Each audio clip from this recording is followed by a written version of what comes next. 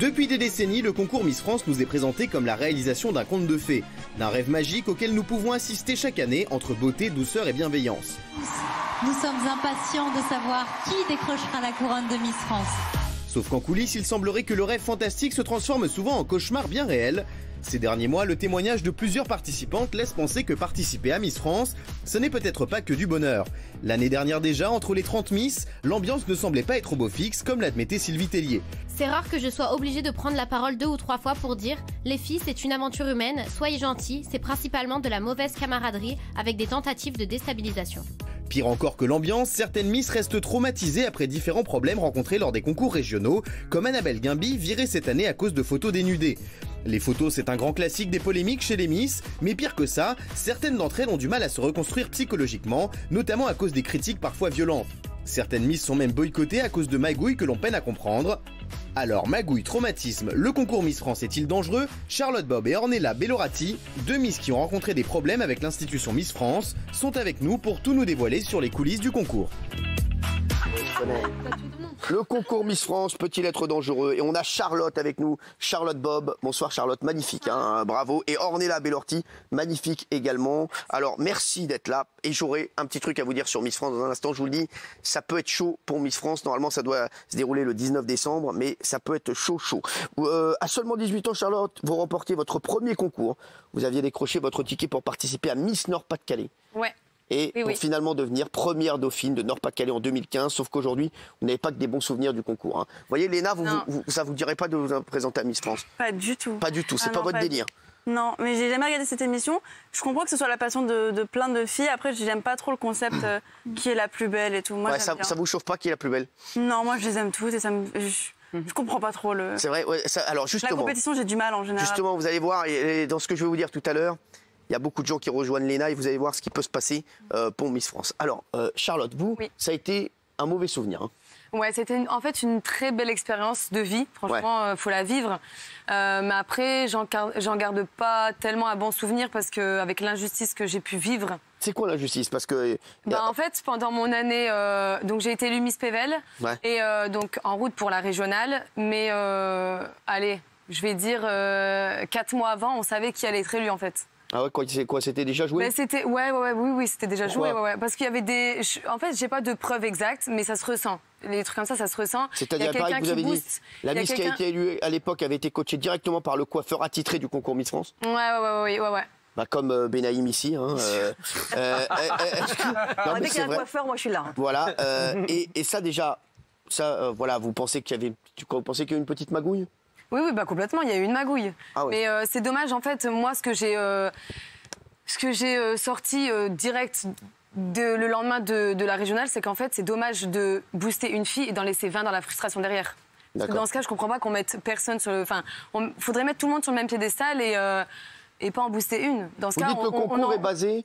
On n'en prend qu'une, alors. C'est ce que disait un peu Léna il y a un instant, enfin, dans d'autres mots. Vous dites, c'est sois belle et tais-toi. Ouais. Et c'est ça qu'ils n'ont pas aimé, de toute façon. Ouais, parce que moi, il était hors de question. Il est hors de question que je laisse passer un truc comme ça. Ah ouais. Il est hors de question. Mais vous avez laissé passer quoi? Parce que là, c'est quoi les preuves, enfin les petits signes que vous avez à part le coiffeur? J'ai voulu montrer à tout le monde qu'il fallait ouvrir les yeux. C'est la Miss qui a été élue. Elle est élue depuis 4 mois. Elle le sait elle-même.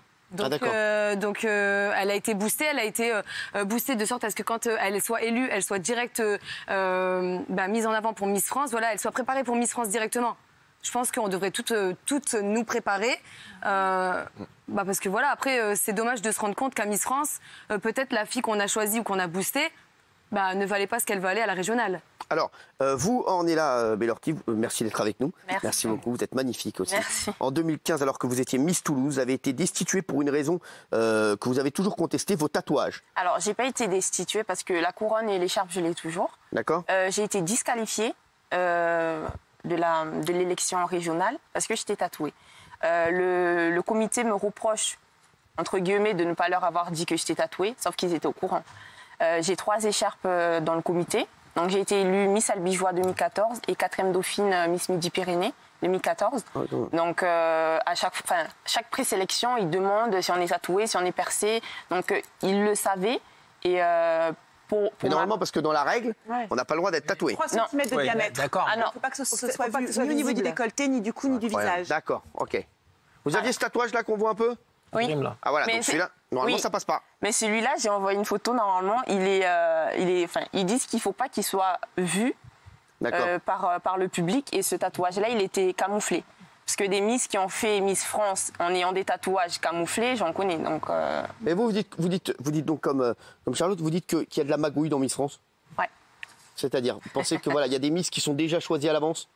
Alors, dans mon élection en 2015, on va dire, donc, Miss Toulouse. Oui, à Miss Toulouse, donc je savais un peu que j'étais la favorite. Pourquoi? Parce que j'avais déjà des écharpes. Donc, oui. Donc, une fois qu'on est élu et qu'on a des écharpes... C'est quoi des écharpes? Ils vous envoient des écharpes Burberry? Ils vous envoient quoi? Non, c'est des écharpes... Non, c'est quoi? C'est l'écharpe écrit Miss Toulouse, Miss Albigeois. Ah, ils vous envoient déjà des écharpes comme ça, avant même d'être élu? Mais non, j'étais déjà élue. Ah, d'accord, parce que je comprends pas cette histoire d'écharpe. Il y a une magouille d'écharpe, là. Géraldine Magui. En fait, vous expliquez très bien, il y a deux niveaux. Il y a en fait l'élection régionale et l'élection nationale. Donc en fait, les magouilles, c'est plus au niveau régional. Ouais. Parce qu'en fait, il y a des responsables de région, on va dire, qui sont très influents, très intervenants. Ils vont plutôt préférer une fille qu'une autre. Ça se passe beaucoup, par exemple, dans la région de Nord-Pas-de-Calais. C'est exactement ça. Ouais, d'accord, donc c'est ça. En fait, donc c'est eux qui décident un petit peu de qui va représenter leur région. Oui. Si je ne m'abuse...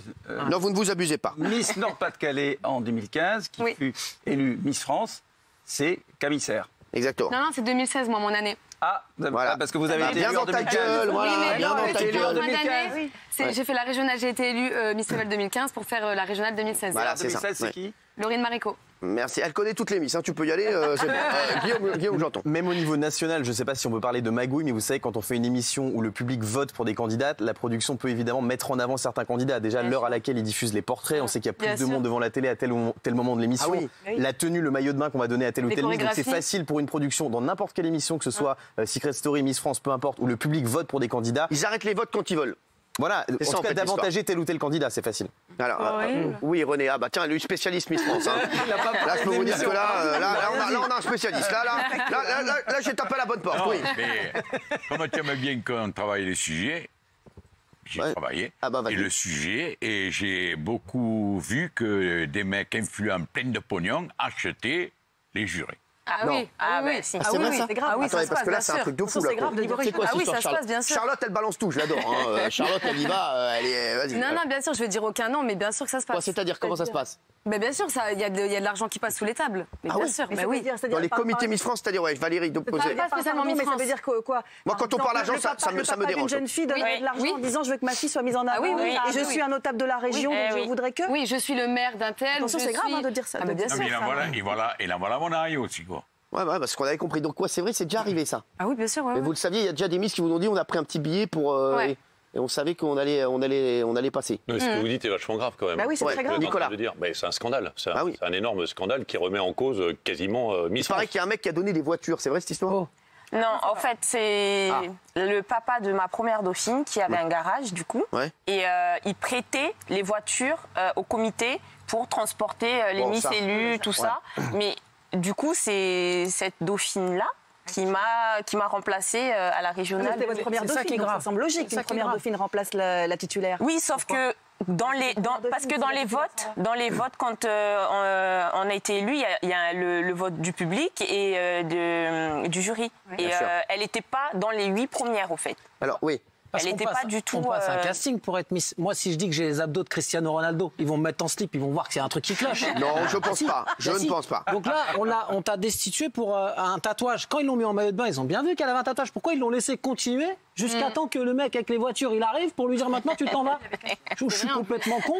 Ou alors ça s'est passé comme ça. Ils t'ont dit vas-y, t'as été? Ils m'ont jamais rien dit contre mes tatouages. Ils l'ont bien vu le tatouage en maillot de bain.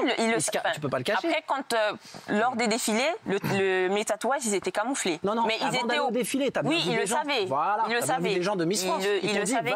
Guillaume, j'entends qu'il y a fait un documentaire sur Miss France qui passera sur C8 à ne pas manquer le 11 décembre. Absolument. Ça peut être aussi facile de trafiquer les votes dans ces élections parce qu'on est d'accord qu'être Miss France, ça change la vie d'une jeune femme. Elle a plein de contrats après, etc. Et vous savez qu'il y a seulement quelques milliers de votes d'écart entre les prétendants. Donc je me dis, un SMS, ça coûte quoi, 2 €. Si la famille d'une Miss, l'entourage d'une Miss veut vraiment qu'elle gagne, ils peuvent se cotiser, mettre 1000, 2000, 5000 € et ça peut faire basculer le résultat. Et ça change la vie d'une jeune femme. Vous mettez un billet, pas con ça. Non mais c'est vrai. Pas con, je vais peut-être me présenter l'année prochaine. Non mais il y a peut-être un délire à faire. Certaines Miss disent que quand elles sont d'extraction plus modeste, elles sont pénalisées par rapport à d'autres qui ne peuvent pas payer, qui sont moins populaires. C'est ça. À mon élection régionale 2014, il y a une Miss qui elle arrivait avec 2 bus remplis. Non. Ah oui. Si. Ah oui. Et quoi dedans? Alors, des gens qui votent après et qui ont payé. C'est incroyable ce qu'on apprend ce soir. Guillaume, vous qui avez fait un documentaire, c'est quoi les révélations? Ce qu'on voit dans le documentaire, c'est que toutes les Miss France sur l'élection de TF1, elles sont présentées de manière très lisse. Elles n'ont pas le droit d'avoir de tatouages, elles n'ont pas le droit d'avoir fait des photos dénudées. Et nous, en ayant rencontré toutes les Miss après, on se rend compte que c'est des jeunes femmes normales, qui ont une vie, qui sortent, qui ont des amis, qui peuvent boire, qui peuvent avoir des relations amoureuses. Et c'est normal. Le problème du concours Miss France, c'est que c'est un concours qui a 100 ans, avec des règles d'il y a 100 ans. C'est des pratiques aujourd'hui. Alors, je vais vous dire, le concours dérange beaucoup. Et moi, je vais vous faire une révélation ce soir. Sachez qu'il y a un très très gros collectif qui est en train de se mettre en place de jeunes filles qui vont tout faire pour que Miss France ne se fasse pas le 19 décembre. Elles sont en train de faire des pieds et des mains, vraiment d'intervenir au plus haut. Voilà, pour que Miss France ne se fasse pas cette année au 19 décembre. Plutôt des La raison, c'est qu'il y a beaucoup de filles qui pensent que c'est un concours qu'on ne peut plus faire aujourd'hui. Juger des femmes sur leur physique, les mettre sur un podium et qu'on puisse les présenter en maillot de bain et qu'elles se fassent juger. Aujourd'hui, je vous le dis, je ne peux pas vous dire les noms. J'aurai peut-être des témoignages la semaine prochaine. Mais sachez que c'est en train de bouger. Et que il y a des gens qui sont en train de faire pression pour que Miss France n'existe plus, pour que le concours Miss France n'existe plus. Bernard. Oui, justement, la beauté n'est pas unique. À quand on va ouvrir un peu ce concours, justement, à des Miss de toutes les tailles et de tous les poids? Pourquoi pas? Moi, c'est ça qui me... Après, je trouve ça dommage, le fait de, par contre, éliminer Miss France. C'est le rêve de plein de petites filles et c'est une belle expérience. En soi, il faudrait changer les règles. Non, mais le concept du concours de beauté, il n'y a rien de grave avec le fait de faire des concours de beauté. Et c'est toute une culture. Moi, je connais plein, j'ai des copines et tout qui sont dans ce délire-là, qui font les concours et tout. Et je sais que c'est super cool et qu'il y a quelque chose d'enrichissant. Tu te fais des amis, etc. Mais les critères de beauté ont complètement changé. C'est trop restrictif. L'émission, moi, je la regarde pas spécialement, mais je veux pas juste voir des filles faire un one-two step kickball change en maillot de bain et rentrer chez elles et nous dire 2 phrases sur le fait qu'elles veulent faire ça. Ce serait bien de faire évoluer le concours, d'amener des personnes. D'ouvrir un petit peu. Il faudrait que le concours vive avec son temps aussi. Alors, parce que les tatouages, ça fait partie. Au-delà des tatouages. Si vous nous rejoignez, sachez que le concours Miss France va avoir du mal à se tenir cette année. En tout cas, il y a un lobbying qui est en train d'être fait, qui est très très important. Nicolas Pernicot, vous lirez. J'avais une question parce que j'ai entendu qu'il y avait d'anciennes Miss France aussi qui. Exactement. On est d'accord, c'est ça. Il y a d'anciennes Miss France également qui sont en train de faire grosse pression pour que le concours. C'est incroyable. Change exactement. Pour que le concours n'ait pas lieu le 19 décembre sur TF1. Bernard. Et si jamais ça a lieu, le premier tableau, ce sera justement les 30 Miss France. Eh ben non, elles ne seront pas 30. Elles seront 29 cette année, parce qu'il n'y aura pas de Miss Tahiti. Voilà. C'est le 60e anniversaire de Miss Tahiti.